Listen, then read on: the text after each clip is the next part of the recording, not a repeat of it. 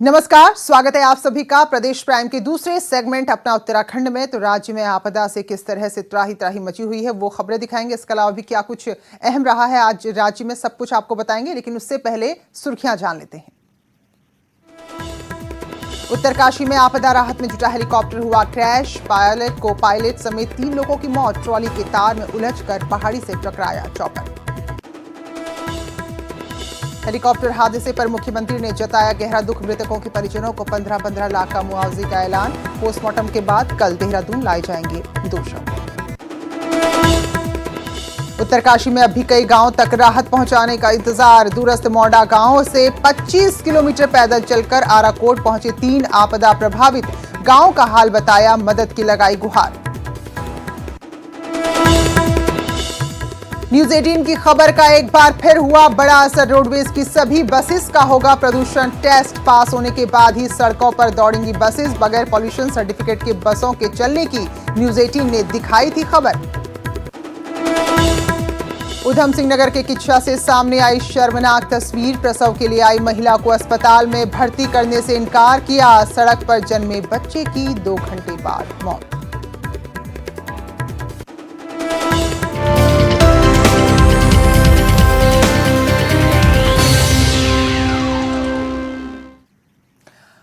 और बात उत्तराखंड में सबसे पहले उत्तरकाशी आपदा की, तो अच्छी खबर कम ही आ रही है पहाड़ी इलाकों से इन दिनों।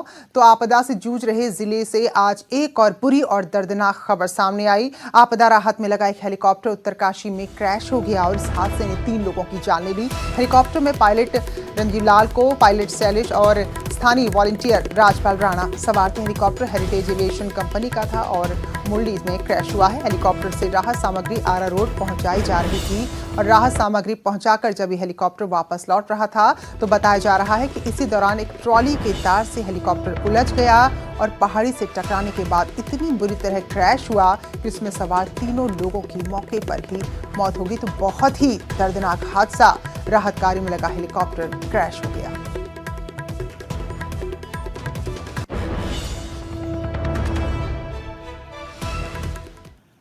और जो 3 लोग इस हादसे में मारे गए हैं उनके शव निकाले जा चुके हैं और शाम 6 बजे आराकोट से पायलट, इंजीनियर और स्थानीय शख्स राजपाल का शव नौगांव भेजा गया, जहां पोस्टमार्टम के बाद राजपाल का शव उनके घर खरसाली भेजा जाएगा, जबकि पायलट रजनीश और इंजीनियर शैलेश का शव कल सुबह 8 बजे देहरादून पहुंचेगा।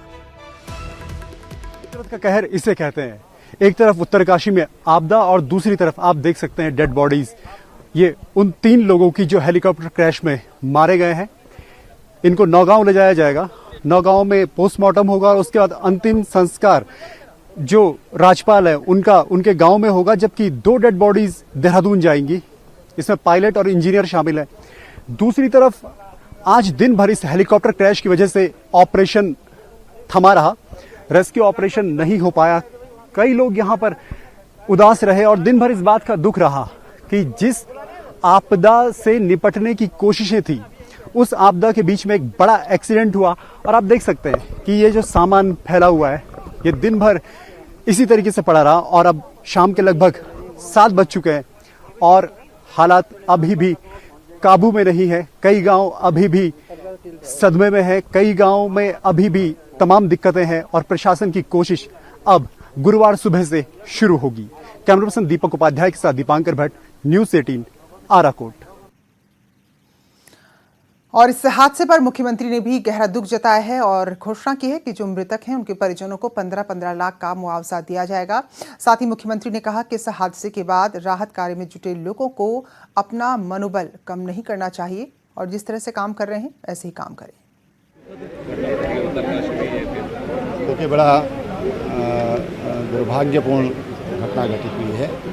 अभी लगभग पौना घंटा पहले रेस्क्यू ऑपरेशन में लगा एक हेलीकॉप्टर दुर्घटनाग्रस्त हुआ और बाद में उसमें आग लग गई। उसमें 3 पायलट, को पायलट और एक स्थानीय व्यक्ति, राजपाल नाम के व्यक्ति, उनके हताहत होने की खबर मिली है। मैं इस अवसर पर बड़ा दुख हमको है और उनके परिवार को पहले तो हमारी सांत्वना है और जो रेस्क्यू ऑपरेशन में जो लोग लगे हुए हैं, मैं उनसे कहना चाहूँगा कि आप अपना मनोबल नीचा न करें, उनका मनोबल बना रहना चाहिए, स्थानीय लोग उनको सहयोग करें और जो मृतक हैं और जो रेस्क्यू ऑपरेशन में जो लोग हताहत हुए हैं, प्रति परिवार उनके आश्रित के लिए मैं 15 लाख रुपया देने की भी घोषणा करूँगा। तो आपको बता दें कि उत्तरकाशी में हेरिटेज एविएशन का जो हेलीकॉप्टर क्रैश हुआ वो सिंगल इंजन चॉपर था और उसमें रडार भी नहीं लगा था। इतना ही नहीं, हेलीकॉप्टर की लैंडिंग के लिए हेलीपैड तक नहीं बनाए गए थे। जानकारों का कहना है कि खराब मौसम के दौरान सिंगल इंजन हेलीकॉप्टर का इस्तेमाल होना ही नहीं चाहिए और सिर्फ वायुसेना के डबल इंजन विमानों से ही रेस्क्यू होना चाहिए। तो ये भी सामने आ रहा है कि ठीक है, जो लोग आपदा में हैं उन्हें बचाना हमारी जिम्मेदारी है, लेकिन उनको बचाने के लिए इस तरह किसी और की जान जोखिम में डाल दी जाए वो भी सही नहीं है। तो अभी तमाम कमियां खुलकर सामने आ रही है। Single engine machine is without radar system, उसमें रडार सिस्टम नहीं होता है, उसमें कुछ चीज़ नहीं पता चल जाता है, सिर्फ पायलट की विजिलेंस से ही सब कुछ होता है। तो होता क्या है कि जब बैड वेदर होता है तो इन मशीन्स को नहीं यूटिलाइज करना चाहिए, तो सिर्फ डबल इंजन ही बैड वेदर में यूज़ करना चाहिए, बिकॉज उसके अंदर रडार सिस्टम होता है। और यहाँ पे भी इनको, क्योंकि ये बहुत छोटा मशीन है, पैसेंजर एयरक्राफ्ट है जिसमें 4-5 आदमी आते हैं, और इसमें ये तो कार्गो के लिए तो कितना लेके जाता होगा, 200 से 300 kg ज़्यादा से ज़्यादा। जहाँ पे आप एयरफोर्स के, जहाँ इतनी बड़ी आपदा आई है वहाँ पे तो एयरफोर्स के जहाज़ मतलब डिप्लॉय होने चाहिए थे, इनफैक्ट डिप्लॉयड है, बट इस मशीन को यूज़ करने का कोई तुक ही नहीं था बनता है, इस मशीन को कोई यूज़ करने का तुक ही नहीं था, बिकॉज इसका जो लोड कैरिंग कैपेसिटी है बहुत कम रहता है। जहाँ इतनी बड़ी आपदा आई है वहाँ सिंगल इंजन मशीन कितना लोड लेके जाएगी। तो एयरफोर्स जहाँ आपको सपोर्ट कर रही थी तो एयरफोर्स के थ्रू ही ये सामान लेके जाना चाहिए था। हमारे हिल्स में हेलीपैड्स की बहुत बड़ी कमी है, जिसके कारण अगर पायलट को कहीं इमरजेंसी लैंडिंग भी करनी पड़ती है, बट उसको नीचे अप्रोच नहीं मिलता कहीं लैंडिंग करने के लिए। अगर बादल आ जाते हैं तो उसको कहीं ना कहीं रास्ता ट्रैक निकालना पड़ता है अपनी जान बचाने के लिए, मशीन को रोकने के लिए। कहीं ना कहीं उसको या तो वो नीचे आएगा या कहीं राइट मारेगा या लेफ्ट मारेगा, उसके कारण हेलीपैड नीचे नहीं होता है जहां पे वो लैंडिंग करे। तो जान कैसे भी जाए अपने आप में बहुत ज्यादा तकलीफ दे होता है, लेकिन जब मानवीय भूल की वजह से लोग अपनी जान गंवाते तो दर्द और ज्यादा बढ़ जाता है।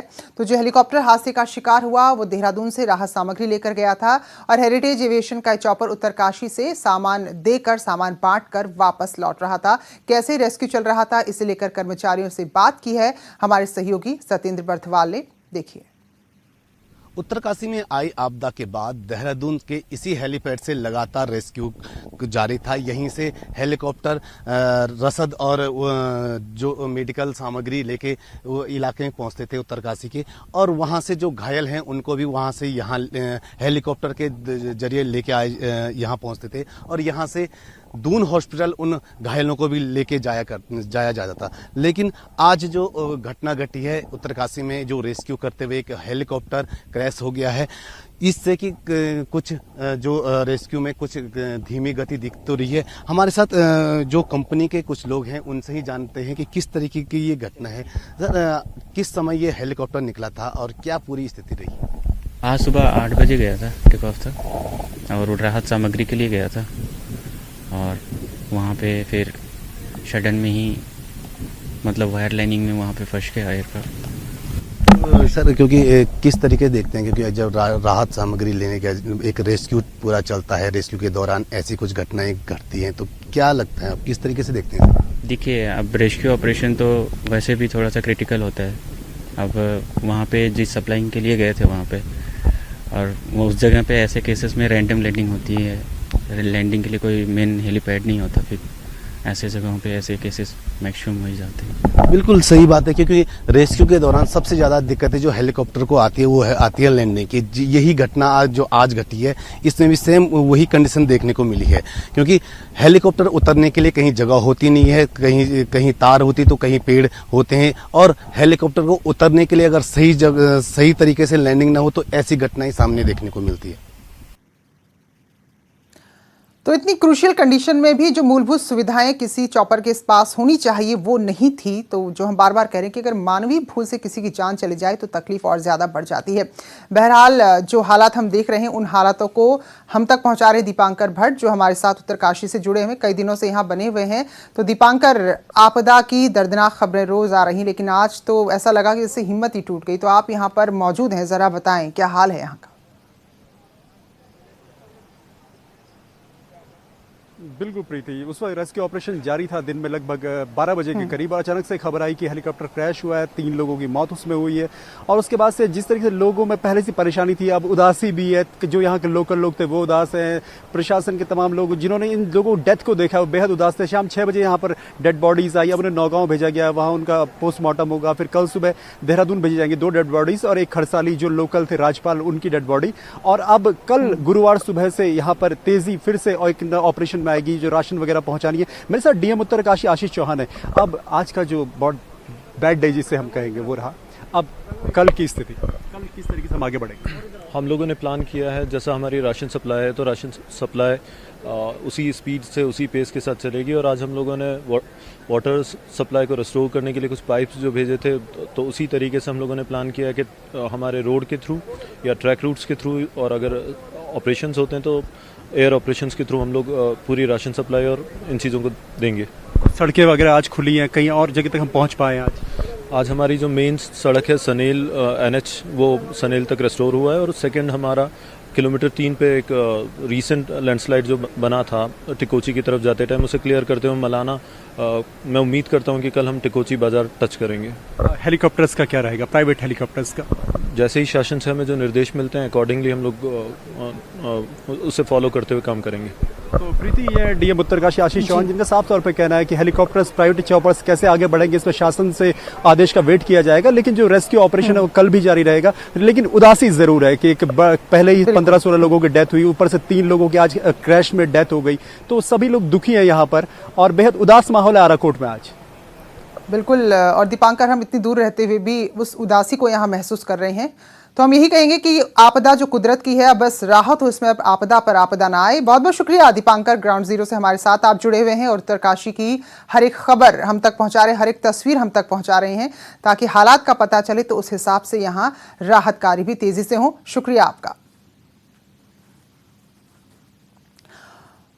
राज्य के पूर्व मुख्यमंत्री हरीश रावत ने भी उत्तरकाशी के आराकोट में पहुंचकर लोगों से मुलाकात की है। हरीश रावत ने आपदा राहत कार्यों से संतुष्टि जताई और कहा कि 1 से 2 दिन में सभी तक राहत पहुंच जाएगी।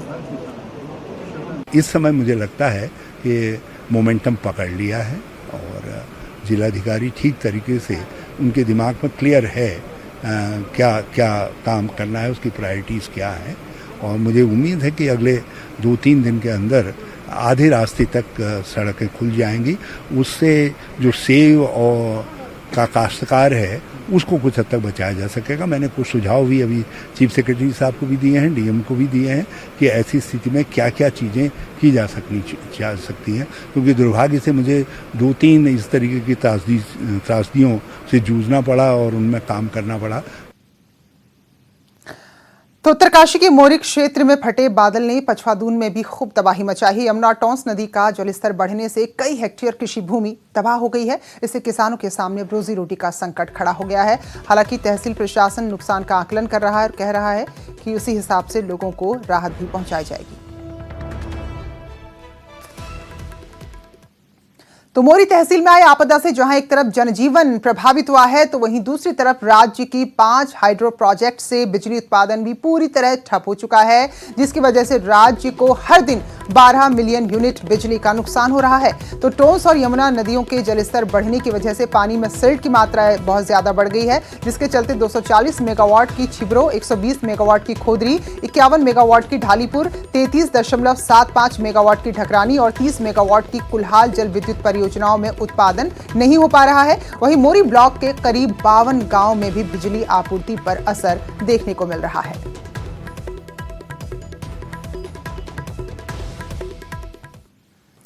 तो उत्तरकाशी के अलावा भी राज्य के अलग अलग हिस्सों में इसी तरह बारिश का असर देखने को मिल रहा है। टनकपुर चंपावत नेशनल हाईवे एक बार फिर से बंद हो गया है। हाईवे पर 10 मीटर सड़क का पूरा हिस्सा ही बह गया है, यानी कि अब यहां वो गुंजाइश भी नहीं बची कि आप मशीनों से सड़क खोल दें, मलबा हटा दें, क्योंकि सड़क ही बह गई है। तो ऐसे में अब यहां पर दिक्कत और ज्यादा बढ़ गई है। टनकपुर ककराली गेट और चंपावत में गाड़ियों की आवाजाही को रोक दिया गया है। मंगलवार रात से ही रोडवेज बसेस में भी यात्री फंसे हुए हैं। कई गाड़ियों के रूट डाइवर्ट कर भेजा गया है। सूखी ढांग के पास वही सड़क पर तेजी से काम चल रहा है और प्रशासन कह रहा है कि जितनी जल्दी हो सके काम को पूरा कर लिया जाएगा ताकि आवाजाही सुचारू हो सके। चलिए आगे बढ़ते हैं और अब ये तो मौसम की मार की बात होगी, अब सिस्टम की मार कैसे पड़ती है लोगों पर वो आपको दिखाते हैं। उधम सिंह नगर के किच्छा सामुदायिक स्वास्थ्य केंद्र में एक महिला प्रसव कराने आई थी। काला पीलिया से ये महिला पीड़ित थी, तो डॉक्टरों ने उसे अस्पताल में भर्ती करने से ही मना कर दिया, यानी कि महिला को जितने ज्यादा इलाज की जरूरत थी डॉक्टर ने उसे भर्ती ही नहीं किया, जिसके बाद पीड़ित महिला ने सड़क पर ही बच्चे को जन्म दे दिया और इसका नतीजा ये हुआ कि इलाज के अभाव में नवजात ने पैदा होने के 2 घंटे बाद ही दम तोड़ दिया। फिलहाल इस मामले पर किच्छा के स्थानीय बीजेपी विधायक राजेश शुक्ला की शिकायत पर सीएमओ ने जांच के आदेश दे दिए हैं।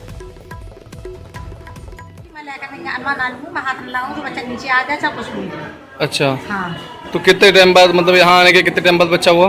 2 मिनट मुश्किल से लगे, यहीं से ले जाकर रास्ता में ही पर। इसमें कहीं कोई लापरवाही अगर हुई है तो कतई नहीं होनी चाहिए, उसे बर्दाश्त नहीं किया जाएगा। देखिए, मैंने स्पष्ट कहा है कि जहाँ जिस जगह पे चूक हुई है, जिस व्यक्ति से चूक हुई है, चाहे वो चिकित्सक हो, चाहे वो कर्मचारी हो, चाहे वो आशा कार्यकर्ती हो, जहां भी ये त्रुटि हुई है, गलती हुई है, क्योंकि पेशेंट को सही जगह ले जाना इस जिम्मेदारी सिस्टम की है। और न्यूज 18 की खबर का एक बार फिर से बड़ा असर हुआ है। राज्य में बगैर पॉल्यूशन सर्टिफिकेट के चल रही रोडवेज की बसेस को लेकर बड़ा एक्शन हुआ है। परिवहन आयुक्त शैलेश बगौली ने मामले का संज्ञान लिया। गढ़वाल और कुमाऊं कमिश्नर के साथ सभी जिलाधिकारी, एसएसपी और परिवहन निगम के एमडी को भी आदेश दिए हैं कि निगम की बसों के पास पॉल्यूशन सर्टिफिकेट होना चाहिए, यानी कि सभी बसेस का पहले पॉल्यूशन चेक हो और जो बसेस इस पैमाने पर खरी उतरती हैं, जो फिट पाई जाती हैं, उसके बाद ही इन गाड़ियों को सड़कों पर उतारा जाए। तो हमने आपको दिखाया था कि राज्य में कैसे खटारा बसें जो बहुत ज्यादा प्रदूषण फैला रही हैं वो धाकड़ तरीके से दौड़ रही हैं और सरकारी बसेस हैं, तो ऐसे में यहां पर ध्यान बिल्कुल भी नहीं दिया जा रहा था। लेकिन अब हमारी खबर का एक बार फिर से बड़ा असर हुआ है।